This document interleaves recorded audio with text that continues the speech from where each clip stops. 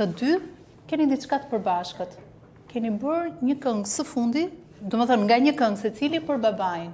Imi është më ndryshe, ime është dasëm. Po le ta thoj një herë Kenti atë të vetën, pastaj. Shiko, unë këngën për babain fajnikisht tekstin e kam bërë vetë. Si titullohet?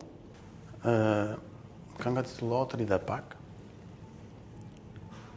Se më kujtohet një moment kur babi po lëngonte dhe më thot kam lënë këte dhe unë i them që po pse nxitohesh, pse nxitohesh, ke kohë. Nuk doje ta besoje që ai po ikte.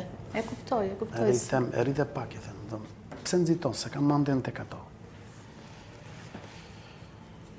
Edhe kështu doli kënga dhe ja tregoj një javë para se të ndronte jetë. A, e dëgjoj këngë. Babai këngën? Edhe i them, të pëlqeu, s'du të ngjej më këngë tjetër, muzikë tjetër. Prandaj, domethënë, nuk e pranoja dot, i thoja, po pse nxiton o babi, thoja, çfarë ke? Kemi kohë për ato. Do na luash pak të muzikën e këngës së dedikuar babit? I vetmi njeri që na shtin siklet është Klotila, s'kemi çfarë.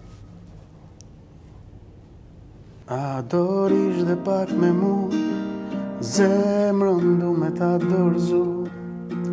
A do rish dhe pak të lutem, brenda shpirtit tënd të struke. A do rish dhe pak me mu, Arova.